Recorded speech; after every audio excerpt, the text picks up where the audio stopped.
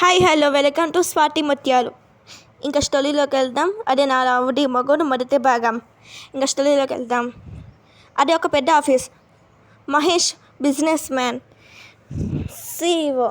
ఇంకా మీటింగ్ జరుగుతుంది. చాలా సీరియస్గా జరిగింది.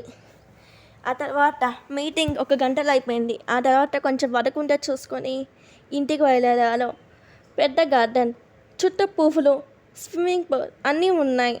ఆ తర్వాత లోపలికి వెళ్ళి అమ్మా అమ్మా అని తల పట్టుకుని అరిచాడు. వస్తున్నానా అంటూ వచ్చింది హాసిని, మహేష్ వాళ్ళ తల్లి. వచ్చి ఇచ్చింది. థ్యాంక్స్ అమ్మా అంటూ తాగాడు. నాన్న మహేష్ నీకు పెళ్లి సంబంధం చూసానులా అని అంటుంది మహేష్ వాళ్ళ తల్లి హాసిని. అవునా, కానీ నాకు అప్పుడే అని చెప్పేలోగే వాళ్ళ నాన్న గౌతమ్ వచ్చి ప్లీజ్ నాన్న మీ అమ్మ చెప్పిన ఒప్పుకో అని అంటాడు. సరే అని ఒప్పుకున్నాడు. ఆ తర్వాత పెళ్లి చూపులు, ఎంగేజ్మెంట్, సంగీత్, మెహందీ, హల్దీ సెరమనీ అవన్నీ అయిపోయి పెళ్ళి అయిపోయి ఆమె మెట్టిన ఇంట్లో అడుగు పెట్టింది. తనే ప్రియ. అడుగు పెట్టిన తర్వాత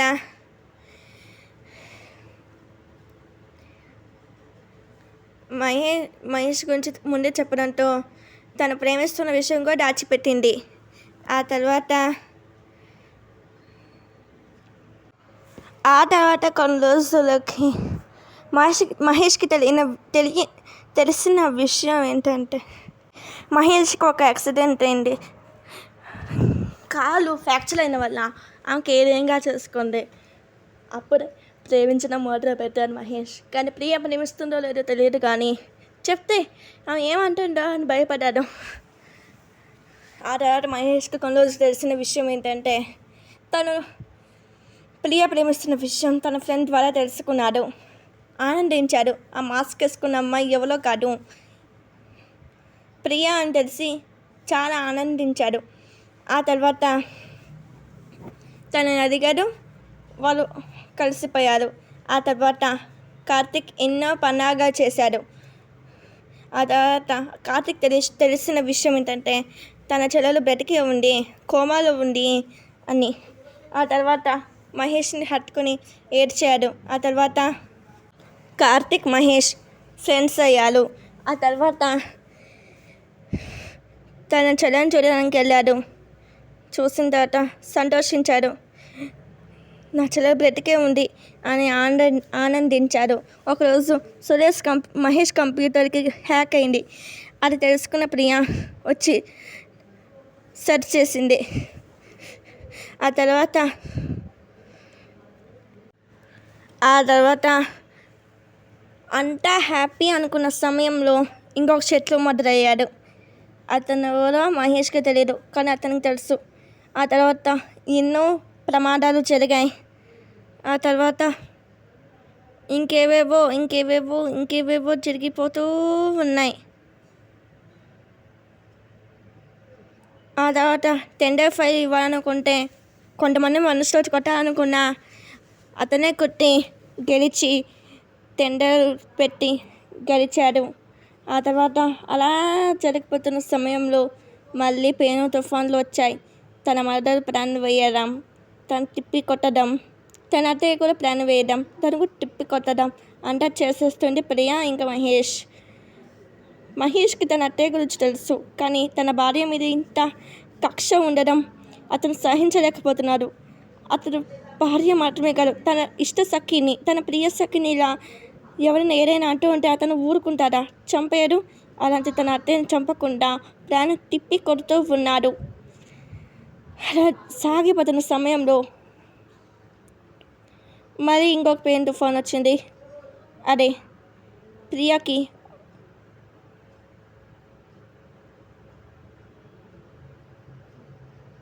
ఒక బ్లాక్ పేర్ అతను ఫోన్ చేసి, ఏంటి ఎక్స్ట్రా చేస్తున్నావా? పెళ్లి చేసుకుని సంతోషంగా ఉన్నావా? చంపేస్తాను నిన్ను ఇంకోసారి చేసావంటే. నీ ఘటం మహేష్కి తెలిస్తే ఏమవుతుందో తెలుసా అని అంటాడు ఆ బ్లాక్ మెయిల్ వ్యక్తి. తెలిస్తే తెలియని ఇలా నేను ప్రేమించిన నా భర్త ఇప్పుడు నన్ను కూడా ప్రేమిస్తున్నాడు. మేమిద్దరం ఒకరినొక ప్రేమించుకుంటున్నాం. అయితే ఏంటిలా నిజం తెలిస్తే నిన్ను చంపేస్తారు అంతే కదా, ఇంకేముంది, నాకు అదే కావాలి అని తేలిగ్గా వదిలేసింది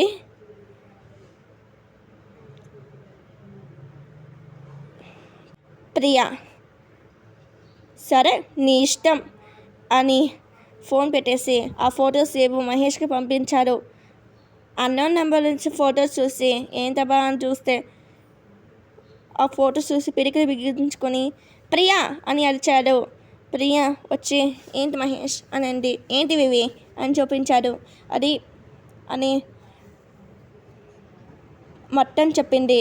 అదంతా విన్న మహేష్ తట్టుకోలేక ఏడుస్తూ ఇంత జరిగిందా నీకు, నాకు చెప్పాల్సింది కదే అని అంటాడు.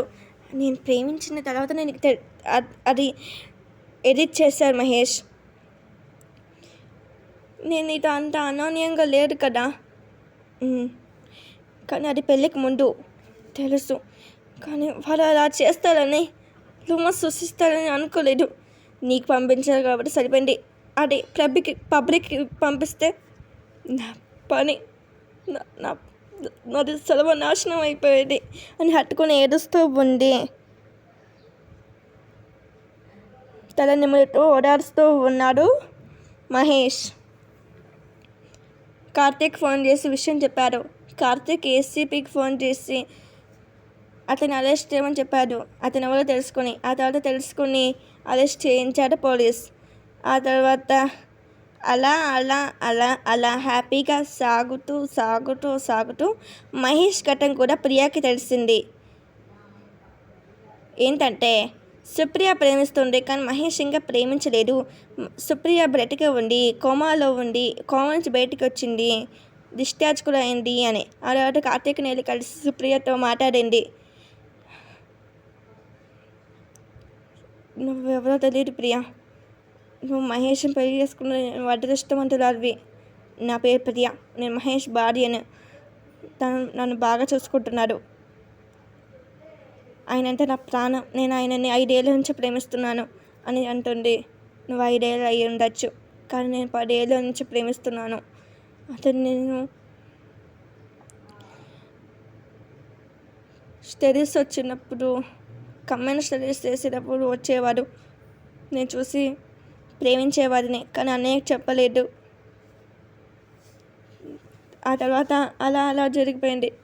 ఆ తర్వాత నన్ను కొట్టడం, పొలవడం అవన్నీ జరిగిపోయాయి.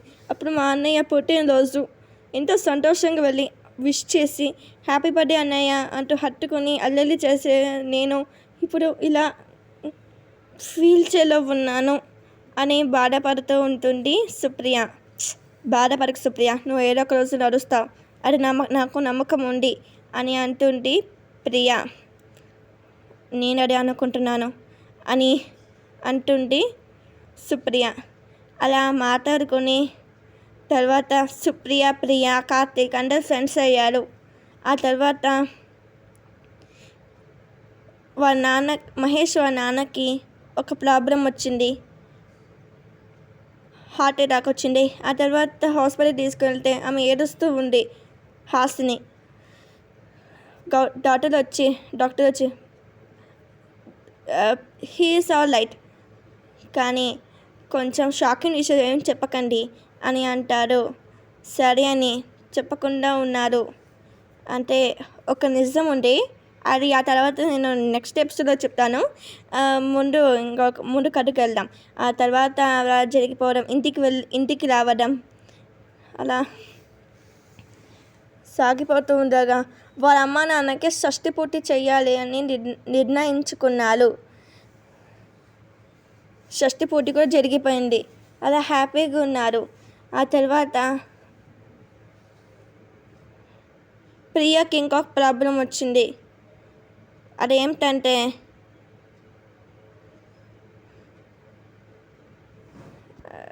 హీరో మనుదలు కిడ్నాప్ చేయించింది.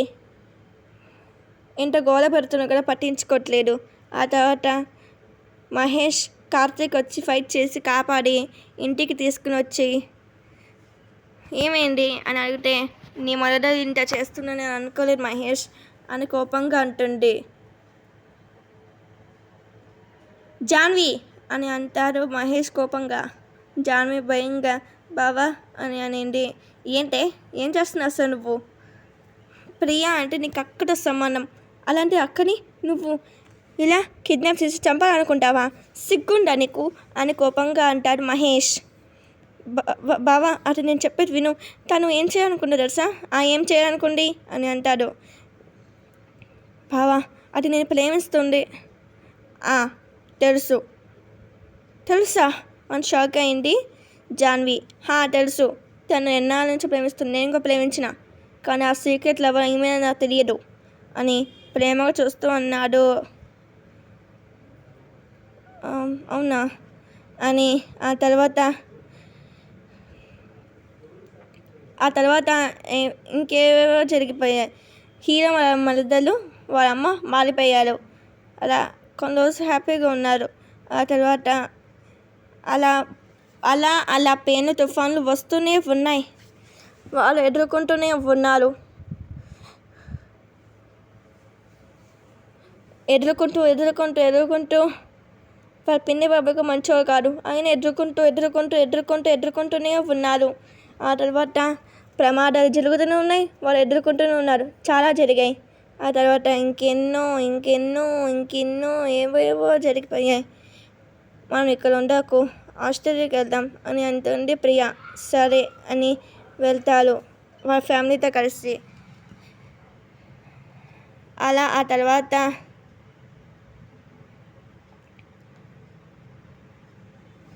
తర్వాత అది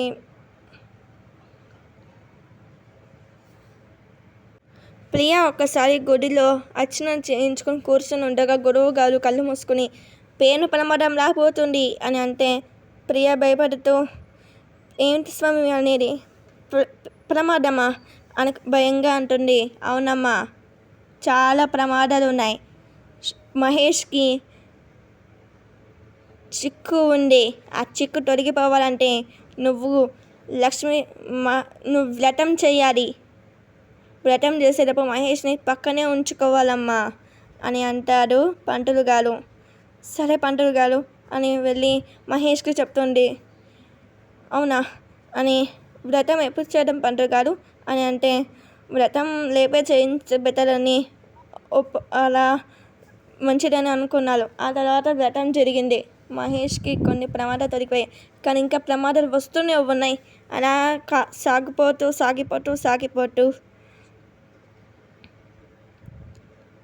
ఒక చేదు వార్త తెలిసింది. అదేమిటంటే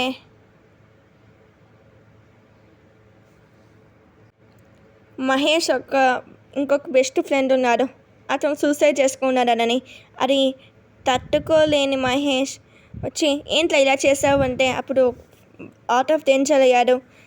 ఏంట్లో ఇలా చేసావు మిగతా వాళ్ళని తెలుసుకోవాలంటే లైక్ చేయండి, షేర్ చేయండి, సబ్స్క్రైబ్ చేయండి. ఇంకొక ఎపిసోడ్ పెడతాను. బాయ్.